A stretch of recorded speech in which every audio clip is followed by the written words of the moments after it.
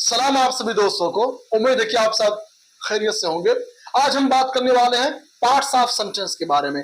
हमने अब तक सेंटेंस और काइंड्स ऑफ सेंटेंस के बारे में पढ़ा। आज हम पढ़ने वाले हैं पार्ट्स ऑफ सेंटेंस के बारे में, वाक्य के भाग, वाक्य के भेद, वाक्य के टुकड़ों के बारे में। वाक्य की रचना कैसे होती है, किन किन टुकड़ों से कैसे मिल करके हमारे वाक्य की रचना होती है, आज हम उन सब के बारे में जानने वाले हैं। तो हम बिल्कुल इजी वर्ड्स आपके सामने लेकर के हाजिर हैं। सरल शब्द लेकर के आपके सामने हाजिर हैं, ताकि आप अंग्रेजी को बिल्कुल सरलता से सीखिए। हमारा लक्ष्य भी यही है कि आपको अंग्रेजी बिल्कुल बेसिक से सरलता से सिखाई जाए, सरलता से बेसिक से कंटेंट वीडियोस के रूप में आपके सामने रखे जाएं, ताकि आप अंग्रेजी को बिल्कुल सरलता से सीखिए। तो आइए चर्चा शुरू करते हैं। When we make a sentence, जब हम एक वाक्य बनाते हैं, जब हम एक वाक्य की रचना करते हैं, we write the name of a person। क्या करते हैं? We write the name of a person or thing। person or thing। हम एक व्यक्ति या वस्तु का नाम लिखते हैं। पहले जब हम किसी वाक्य की रचना करते हैं तो पहले हम एक व्यक्ति या वस्तु का नाम लिखते हैं। आफ्टर दैट, उसके बाद क्या करते हैं?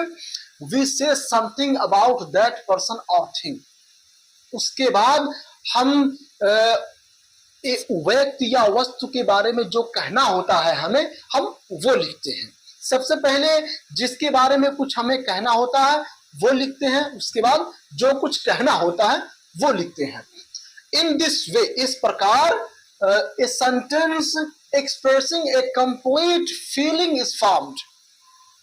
इस प्रकार पूर्ण भाव व्यक्त करने वाला हमारा एक वाक्य बन जाता है, जिससे हम स्पष्टता से ये ज्ञात कर पाते हैं कि किस चीज के बारे में क्या बात हो रही है और किसके बारे में बात हो रही है। इस प्रकार हम स्पष्टता से जान पाते हैं। तो ध्यान रहे, जिन जिन तरीकों से जिन जिन पार्ट से हमारा सेंटेंस क्रिएट होता है वो हमारे पार्ट हैं। नंबर 1 सब्जेक्ट, दूसरा हमारा क्या है? प्रेडिकेट। हम बिल्कुल बेसिक से चल रहे हैं। सब्जेक्ट और प्रेडिकेट से मिलकर के हमारे वाक्य की रचना होती है। अरे जानते हैं सब्जेक्ट और प्रेडिकेट होता क्या है? पहले हम इन शब्दों की हिंदी आपके सामने बयान करते चले। जब हम कोई वाक्य बनाते हैं, पहले हम किसी व्यक्ति या वस्तु का नाम लिखते हैं, उसके बाद उस व्यक्ति या वस्तु के बारे में कोई बात लिखते हैं। उसके बाद उस व्यक्ति या वस्तु के बारे में कोई बात लिखते हैं। पहले व्यक्ति या वस्तु का नाम लिखते हैं, उसके बाद उस व्यक्ति या वस्तु के बारे में कोई बात लिखते हैं। इस प्रकार पूर्ण भाव व्यक्त करने वाला एक वाक्य बन जाता है। इस प्रकार पूर्ण भाव व्यक्त करने वाला एक वाक्य बन जाता है। इस प्रकार प्रत्येक वाक्य के 2 भाग होते हैं। ध्यान रहे, प्रत्येक वाक्य के 2 भाग होते हैं। नंबर 1 कर्ता, दूसरा विधेय, जो ऊपर दर्शाया गया है। कर्ता को हम सब्जेक्ट के अकॉर्डिंग लेते हैं और प्रेडिकेट को हम विधेय के अकॉर्डिंग लेते हैं। ठीक, तो सब्जेक्ट मीन्स कर्ता, जो काम को अंजाम देता है, जो कार्य को करता है। प्रेडिकेट विधेय, कर्ता के बारे में, कार्य करने वाले के बारे में जो कुछ बयान किया जाता है वो हमारा प्रेडिकेट विधेय के अंतर्गत आता है। तो सब्जेक्ट और प्रेडिकेट, इन दोनों को हम स्पष्टता से जानते हैं, जिनसे हमारे वाक्य की रचना होती है। सब्जेक्ट और प्रेडिकेट मिल करके ही हमारे वाक्य की रचना करते हैं स्पष्टता से। तो हमने यहाँ पे सब्जेक्ट लिया। पहले सब्जेक्ट की डिफिनेशन मैंने क्या दर्शाई है? This is the part of this sentence in which, यह वाक्य का वह भाग होता है, in which we write the name of a person और थिंग, जिसमें हम नाम लिखते हैं। किसका?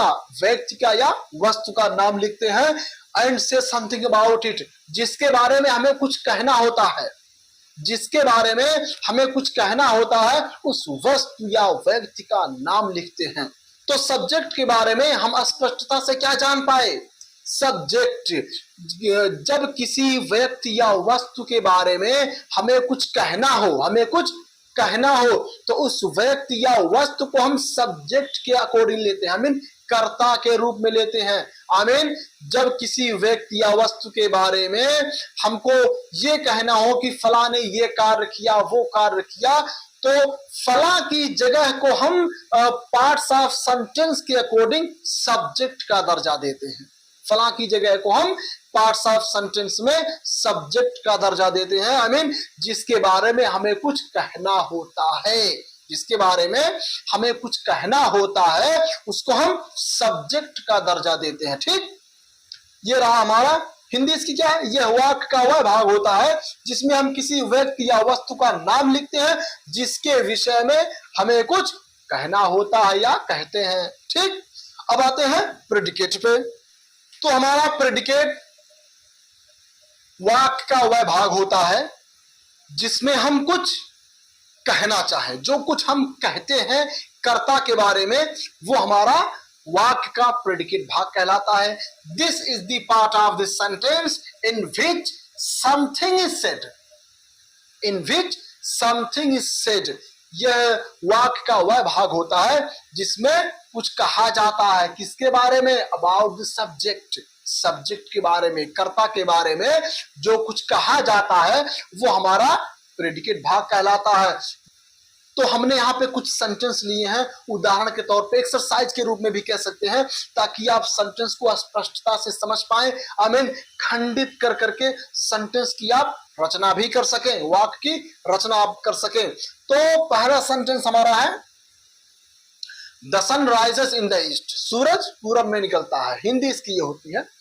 तो हम इसमें ये जानेंगे कि इसमें हमारा सब्जेक्ट भाग कौन है और प्रेडिकेट भाग कौन है।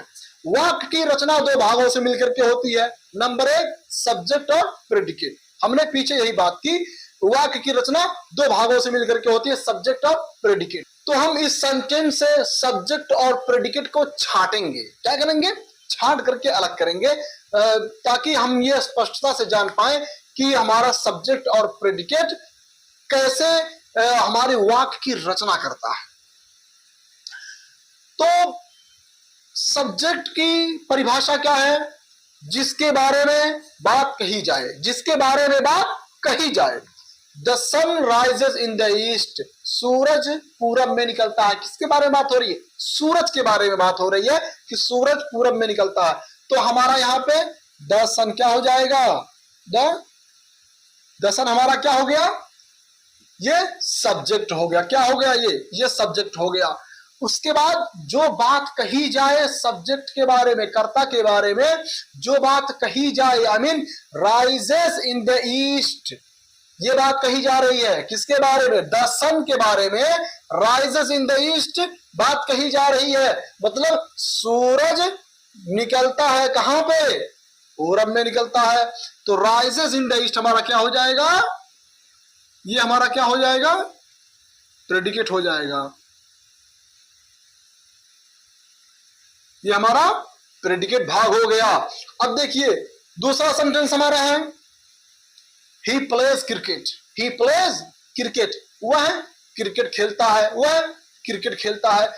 अब किसके बारे में बात हो रही है, वह he plays cricket, he plays cricket, स्पष्टता से बिल्कुल सरलता से हमने दर्शाए हैं, ही प्लेज क्रिकेट। किसके बारे में बात हो रही है, ही के बारे में बात हो रही है, क्या बात हो रही है, प्लेज क्रिकेट, क्रिकेट खेलता है। अब यहाँ पे हमारा ही क्या हो जाएगा, ही हमारा सब्जेक्ट हो गया और प्लेज क्रिकेट, क्या प्लेज क्रिकेट हमारा क्या हो गया, ये प्रेडिकेट भाग हो गया। क्या भाग हो गया हमारा, कौन सा भाग हो गया, प्रेडिकेट भाग हो गया। अब तीसरा सेंटेंस हमारा है my elder brother lives in Mumbai, my elder brother lives in Mumbai, मेरा बड़ा भाई कहाँ रहता है, मुंबई में रहता है। ठीक, तो my elder brother lives in Mumbai, किसके बारे में बात हो रही है, माई एल्डर ब्रदर के बारे में बात हो रही है। क्या बात हो रही है, लिव्स इन मुंबई, मुंबई में रहता है। तो माई एल्डर ब्रदर, ये क्या हो गया हमारा, सब्जेक्ट हो गया। सब्जेक्ट में हम किसको लिखेंगे, माई एल्डर ब्रदर, ठीक, माई एल्डर ब्रदर, ये हमारा क्या हो गया, सब्जेक्ट। अब प्रेडिकेट में हमारा कौन सा भाग आ रहा है, लिव्स इन मुंबई, जो बात हो रही है, जो बात हो रही किसके बारे में? ये हमारा प्रेडिकेट भाग हो जाएगा। क्या हो जाएगा? प्रेडिकेट भाग हो जाएगा। क्या हो जाएगा? हमारा प्रेडिकेट भाग हो जाएगा। माई एल्डर ब्रदर हमारा सब्जेक्ट रहा, लिव्स इन मुंबई क्या रहा? प्रेडिकेट रहा। उम्मीद करता हूं कि आप पार्ट्स ऑफ सेंटेंस के बारे में समझ चुके होंगे और सरलता से समझे होंगे। अगर कोई डाउट वगैरह आपके जहन में क्रिएट हो रहा है तो आप कमेंट बॉक्स में आकर के अपने डाउट को साझा कर सकते हैं और हम शिक्षकगण से अनुरोध करते हैं कि आप अपने सुझाव को हमसे साझा करें। आपकी अति कृपा होगी, अपनी कृपा हम पे बनाए रखें। आप अपने इस शिष्य पर सदैव अपनी छाया बनाए रखें।